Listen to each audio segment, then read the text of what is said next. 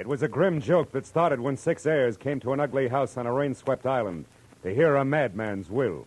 But the joke soon turned to murder, and in the end it was hard to tell who had the last laugh. From the pen of Raymond Chandler, outstanding author of crime fiction, comes his most famous character in The Adventures of Philip Marlowe.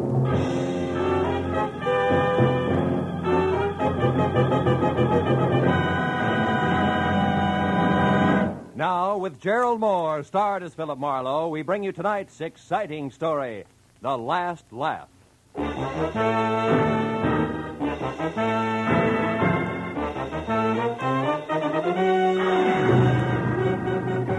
I'd spent a week wading through moldy beer joints and cheap hotels after a dancer on the downgrade. And when I found her, she was 2 days dead in a coal cellar, all of which left me with a rancid taste in my mouth. But when I woke up after a night's sleep to the tune of a robin on my windowsill, I realized it was spring and time for Marlowe to take a long, easy weekend someplace. Someplace where the surf meets sand like it does at, say, Ensenada. Without so much as a second thought, I threw some clothes in a bag, phoned the Riviera Pacifico for reservations, and charged out the door, where I ran head-on into a funny man with a studious face charging in. I'm awfully sorry. Why, you're Philip Marlowe. Yeah, I know. My name is Darwin. I represent the law firm that handles the interests of Julius Spangler. Therefore, Did you say Julius Spangler? Goodbye, Mr. Darwin. Now, wait, Mr. Marlowe. Now, listen, I had a run-in with that screwball Spangler less than a month ago. A man was knocked down a flight of stairs, I got shot at, and an apartment house was set on fire, and Julius called it a practical joke and laughed himself silly. Best I could do for him was 3 days in jail. It should have been 3 years. Goodbye, Mr. Darwin. But that sort of thing is all over now, Mr. Marlowe. Mr. Spangler is dead. Spangler's dead? Yes, he died last week in Brazil, the result of a hunting accident. And he has named you in his will. He's named me? You mean I... Precisely. You're one of Mr. Spangler's heirs. I shall read the will tonight at 8 o'clock in his home on Catalina Island. I trust you'll be present. Not on your life. It's me for Ensenada, and nothing's going to stop me. Goodbye, Mr. Darwin. There are only 5 other heirs. Huh? And the estate runs well over $500,000. Oh? Almost any way you split that much up, Mr. Marlowe, it comes out something more substantial than a weekend at Ensenada. Goodbye, Mr. Marlowe.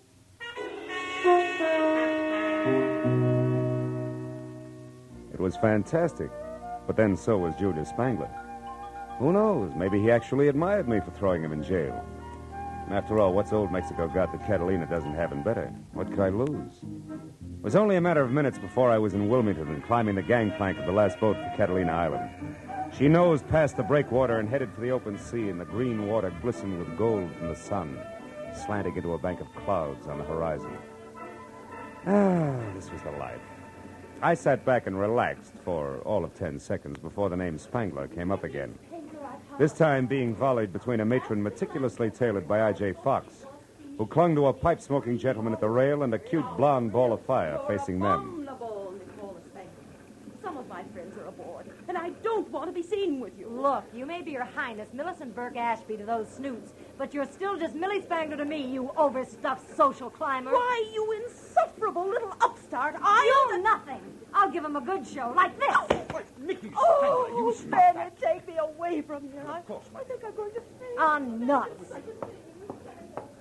Well, what are you staring at, Buster? Haven't you ever seen a red jersey sweater before? How do you do? Yeah, that sweater plus that right hook of yours adds up to quite an exhibition. You must belong to Julius. He was my uncle, but... Now, wait. Don't tell me you're in his will, too. Then you're Philip Marlowe. Yeah, I got him 3 days in the cooler, so now I'm an heir. Who are your two friends? Millicent Burke Ashby, my half-sister, a professional snob I'm going to get mad enough to have to kill one of these days. The jerk with her is Bennett Haynes, a cousin not enough times removed. They're also heirs. Which still leaves 2 more. Yeah, an old geezer who collects butterflies, and that blockhead Roderick who passed for secretary and companion to Uncle Julius. Yeah, I know Roderick. And what do you pass for, Nicky? As if I couldn't tell. You can't. Ever been in Nick's Bar and Grill on La Brea, Marlowe? Well, I'm Nick. No kidding. Mm-hmm. And if this inheritance hadn't come along, I'd have lost my shirt. Boy, I'm really in a money jam, and Uncle Julius is saving the day for me. Yeah, but he had to die to do it. Well, sure, that's the only way he ever would. I wrote and asked him for a $10,000 loan once. Got a check back in the return mail, but it was signed by Alexander Hamilton. So I came out here to Catalina to see him, but he'd already left for Iceland. I spent a week by myself painting his launch for amusement. Then I went home again without a cent. He was a charmingly whimsical old man. By the way, where's his house? Over on the deserted side of the island, naturally. Naturally. The only way to get to it is by launch. Roderick's going to meet us when we dock at Avalon. Oh, fine. You mean we'll be stuck at Spangler's old house all night? Is that bad, Phil? It's quite lovely. In a lot of ways.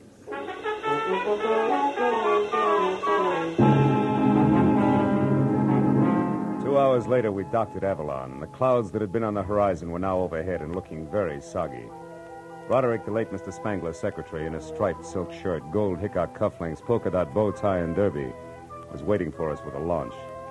And after we had all shivered through another spray-splashed, wave-bucking hour and a half, we finally pulled into a small cove.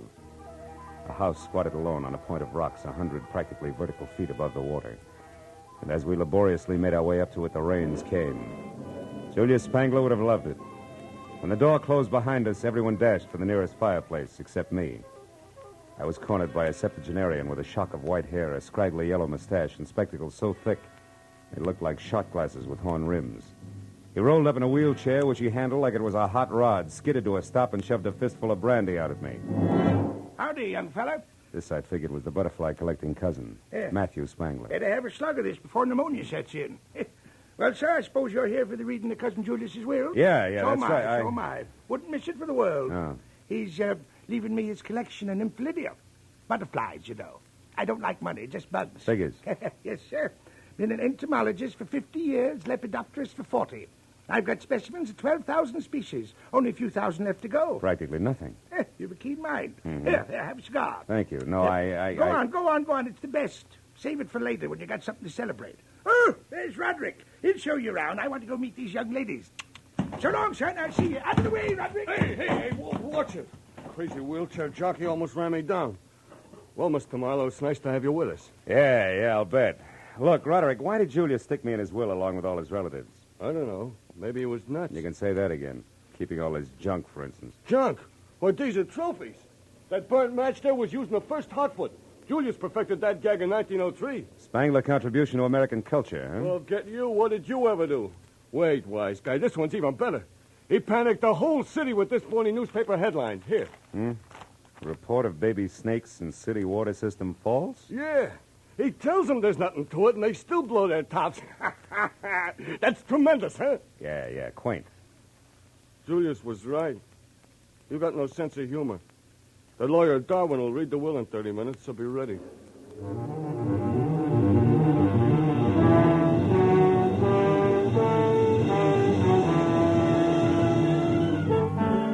I passed the half hour at a window with Nicky, watching the rain slash at the glass. Then at 8 o'clock on the button, the library doors swung open, and Darwin summoned the six of us into the room. As we sat down, the lawyer chewed his way through the legal preliminaries. For the first time, there was a tense hush. $500,000 changing hands was an impressive occasion. And what was more impressive was that I might get some of it. I even caught myself wondering about inheritance tax as Darwin completed the introduction of the will. Yes, it will bring us up to the disposition of the real and personal property of Julius Spangler, who passed away this life March 26, 1949. Oh, poor old Julius. I can't believe he's really gone, Millicent, you know. Oh, he was a darling beneath it all, Bennett. Poor, lonely, dear Uncle Julius. Oh, quiet. Get on with it, you old relic. Read it. Yes, go on, please. Yes. Well, very well. First, to my dear cousin Matthew, I leave my cyanide jar, the silk net, and the collection of nymphalidia. Good old Julius. I knew he'd do it. Bless his old bones. Yes, well, to Philip Marlowe, intrepid shamus. That's private detective, I think. Oh. Yes, private detective. With no sense of humor, 10,000 empty beer bottles worth 5 cents apiece. Clean. These aren't. Yes. Well, for this, I skipped Ensenada. I should learn. Oh, Phil, I'm so Oh, sorry. please, Nicky. What did you expect, really? Millicent, be quiet. Go ahead, Darwin. What about us, his real heirs? Yes, well, to Millicent Burke Ashby, grannies, $50,000, which is... Dear Uncle Julius. Which is the value of a fish market at Central and Northrop Streets on the condition that she personally operate this market for 1 year. Fish market. Oh, good heavens, I think I'm going to faint. Oh, shut up, Matthew.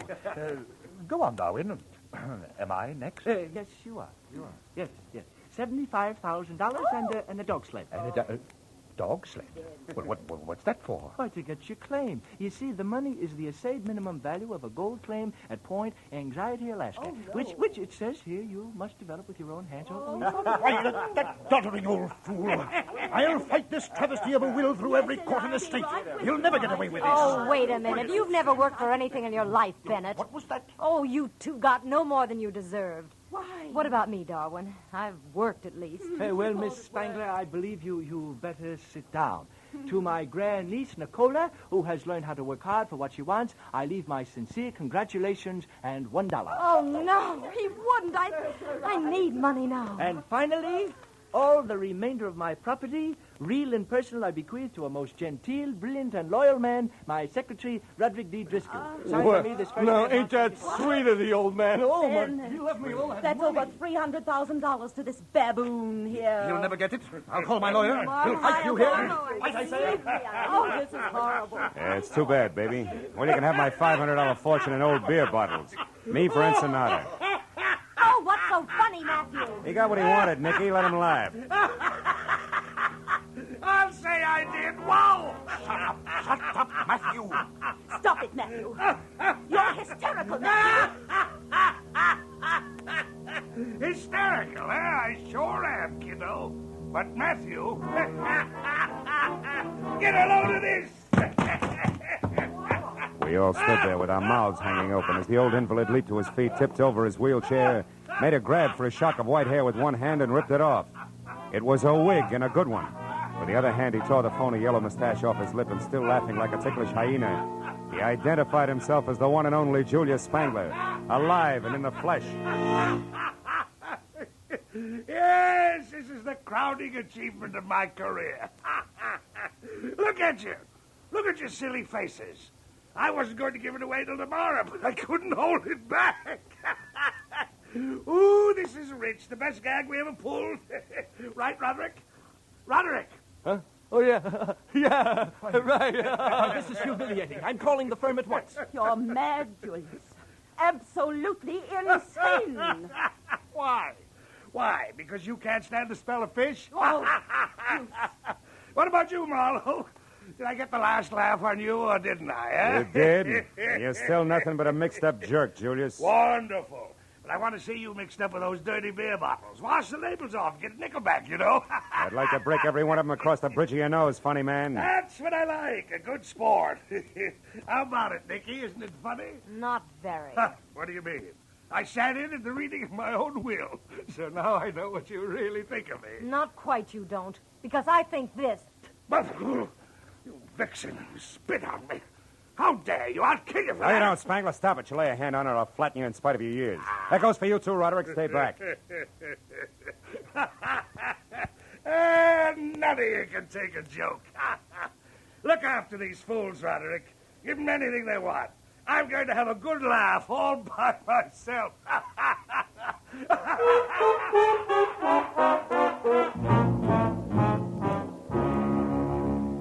After the mastermind of the impractical joke had guffawed his way out of the room, Roderick took his life in his hands and invited everyone to coffee and brandy. But the zest had gone out of the erstwhile airs like the snap from a second-hand girdle. So without as much as a backward glance, they all went their separate ways to their rooms. All but Marlowe. I drank coffee and brandy, and since the rain had stopped, tried for 20 minutes to threaten, bribe, and argue Roderick out of a way back to Avalon. But he swore it was impossible, and I was about to swear back at him when we heard it. We ran to the French doors at the end of the room and out. Millicent was on the walk outside, her hands clamped against her mouth, staring down at the rocks near the surging water 80 feet below. Mrs. Ashby, what happened? What is it? Millicent, what's the matter? it's Julius. He's down there. He must have fallen. Yeah. Either that or he was pushed by somebody who couldn't take a joke.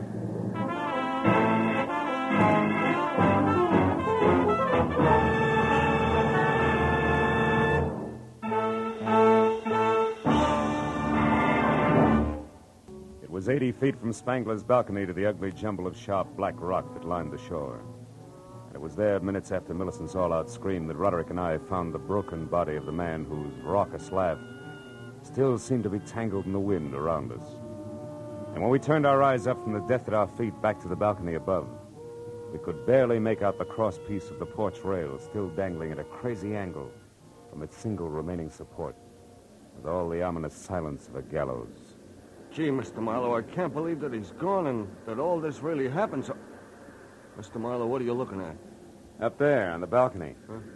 There's someone moving, Roderick, which makes this a good time to start counting noses. Let's go. Well, what about Millicent? Shouldn't we look after her? No, for the time being. Come on, Roderick. I want the fastest way over those side stairs there. They lead us back up to the balcony because right now I'm in one big hurry.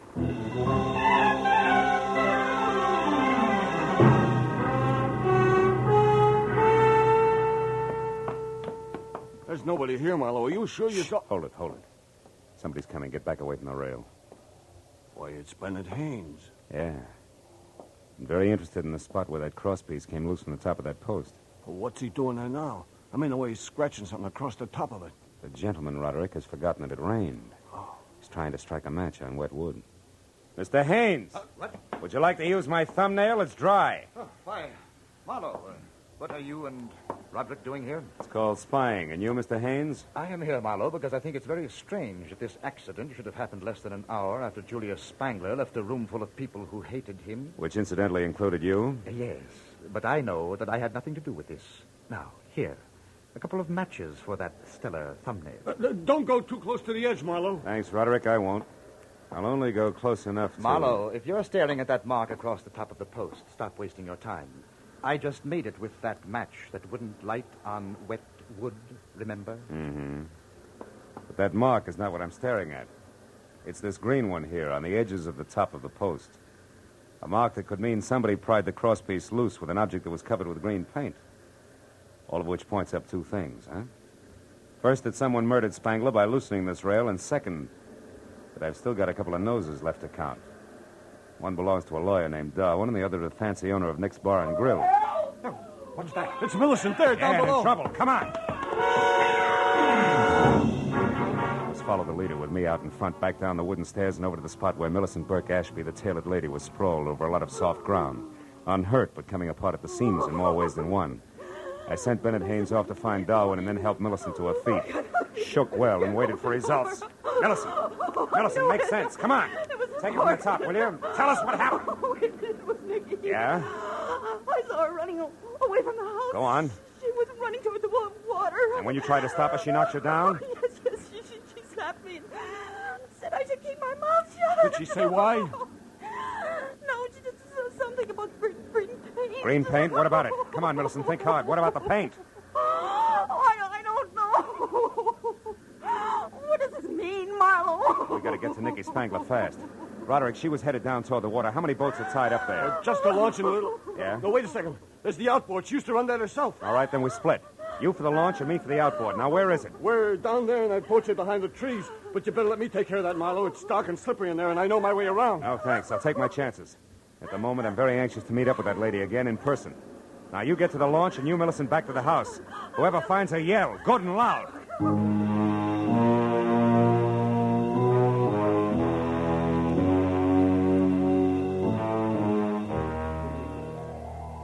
The boat shed was a one-room bungalow on stilts.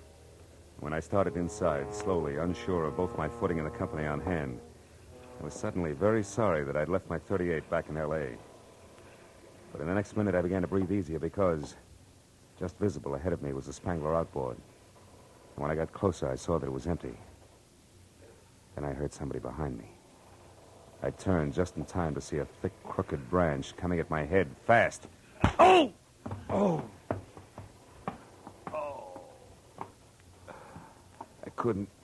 I couldn't tell if the warm blood trickling from the cut just below my ear was from where the branch had hit my head or from where my head had hit the planking. But it didn't matter because either way it hurt. I got to my feet slowly. I reached into my pocket for one of the matches that Haynes had given me in the faint hope that a little light might reveal something about whoever had been guilty of relaxing me like a chocolate soldier in a Turkish bath. But then, even as I was about to strike the match, I stopped. Framed at one side of the open doorway was the silhouette of a man. I stood where I was and waited motionless while he slowly took a step toward me and then another. When he started on his third, I grabbed him. Go of me. What are Twisting your arm, doing? Darwin, just in case you're still carrying a thick branch. I haven't got anything in my hand. All right. Now, what are you doing here? Come on, barrister, at the moment you're my witness, so talk. Why are you here? I spoke to Millicent. How, Mr. Marlowe, is the witness relieved? Yeah, I guess so. Sorry about your arm, Darwin, but the last visitor here wasn't empty-handed. This time I wanted to be ready. Do you have any idea who the visitor was, Mr. Marlowe? No, I don't. I was just going to strike this match to see if I could... Oh, my head. Oh, here, Mr. Marlowe. Let me strike it for you. Thanks. I doubt if it'll do any good. Oh. Now, there, you see anything? No, nothing. Well, it was a long shot anyway. And what? What do you see, Mr. Marlowe? What is it? Darwin, something I should have seen a long time ago. And by that I mean that the launch of Nicky Spangler is my next stop. Goodbye, friend. Thanks for the interruption. It may save a life. It was a 4:40 with plenty of obstacles and no lights from the boat shed down to the launch. But even as I got there, out of breath with the shooting pains in my head making a dartboard out of the lining of my scalp, I knew who had murdered Julius Spangler. What I didn't know were the whys and wherefores of the green paint that had everybody running. A minute later, I quietly climbed aboard the launch and started slowly for the stern where I could hear voices. I knew that the explanation wasn't far off. When I was close enough to see Nicky standing in the reflected light of the moonwash, I didn't have to hear anything because, clenched in her hands and held close to her side, was the answer to the marks I'd seen on the post on Spangler's balcony. It was a crowbar, the business end of it covered with green paint. Opposite her was the reason for the fear in her voice. It was the man who had killed the practical joker, Julius Spangler's ever-faithful secretary, Roderick. You're being awful stubborn, Nicky, which is something you must have got from your late granduncle. Now, give me that crowbar. Why? So you can get rid of it, me too, and then return to the others and mourn the loss of your employer? Sure. I just love everyone to think that I miss him terribly when the truth is that I kill him. I hated him and his stupid jokes every minute of every day that I worked for him. Hated him, Nicky, the way I hate you and your snooping ways. Now, give me that crowbar! Don't do it, Nicky. Don't move, Roderick. I'll blow your head off. Oh, Phil, thank goodness. I'll get back, Buster. Get away from her and stay in one place or I'll shoot. So help me. Marlowe, he did it. He killed Julius because he hated him. That and a chance at $500,000, right, Broderick? I don't know what you're talking about. Then, oh, my head. What is it, Marlowe? Nothing, honey. I walked into a branch that our friend here was holding a little while ago. I still don't know what you're talking about. And I'll make it real plain. Roderick, you killed Julius Spangler because you wanted to turn his greatest practical joke into a bonanza for yourself. You wanted that screwy will to stand. Nobody else was in on the gag, not even the lawyer. So nobody else would ever know that it was only a gag. Nor would anybody care that some wacky old cousin who liked butterflies accidentally fell to his death. But, Marlowe, Julius was killed after we all knew the whole thing was only a practical joke. Yeah, but that wasn't part of the original plan, Nicky. Julius wasn't going to unmask himself in the joke about the will until the next morning. Isn't that also correct, Roderick? Yeah, that's correct, Smart Cut. Yeah. I was going to get everything. But when that failed, I still wanted him to die. And I would have gotten away with that if this dame here hadn't been so curious about those green markings on the railing. And, Roderick, if the same dame hadn't also remembered a crowbar that she'd once spilled some green paint on. I heard enough. Yeah, for the time being, I guess you have. Oh, Marlowe, it's your head again, isn't it? Yeah, isn't it the poor boy? No, you don't, Roderick. Stay back. Oh, Marlowe, you all right? Huh? Are you? Not exactly, honey. Did you get him? Yeah, with the crowbar, no less. Oh. But you better give me your gun in case he wakes up suddenly. I can't. I haven't got one, baby. You don't have one? But you're going to pass out. What'll I do with him? Oh, baby, there's only one thing to do. Let him have it again.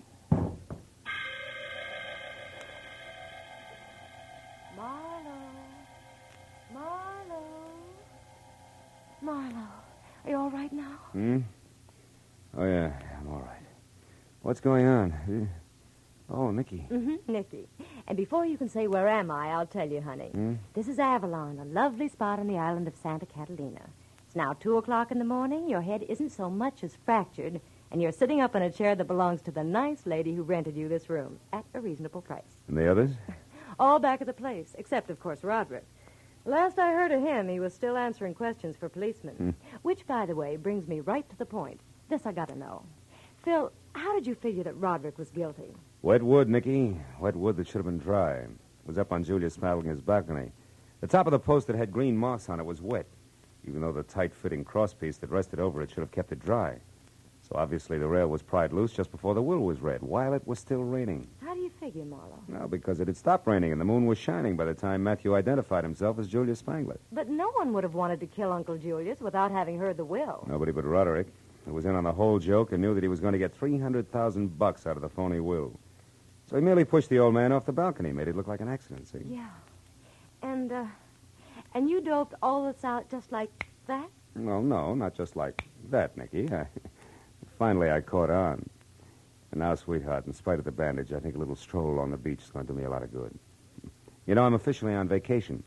Rest and recreation for 2 full days at least. Here in Avalon, maybe? Where else? See you later, Nicky.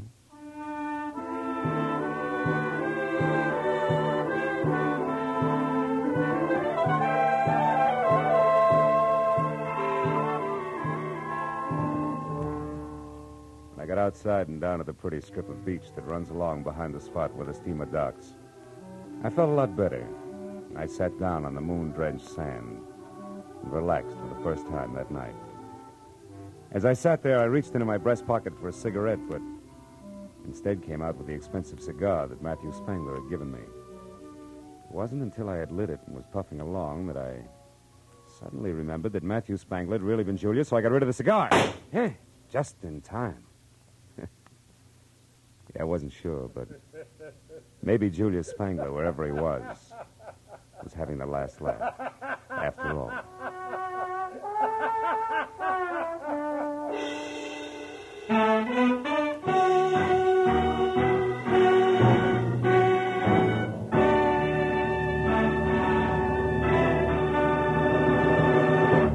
The Adventures of Philip Marlowe, created by Raymond Chandler, star Gerald Mohr, and are produced and directed by Norman MacDonald. Script is by Mel Donnelly, Robert Mitchell, and Gene Levitt. Featured in the cast were Ellen Reed as Julius Spangler and Doris Singleton as Nicky, with Ann Morrison, John Daner, Paul Duboff, and Peter Leeds. The special music is by Richard O'Runt.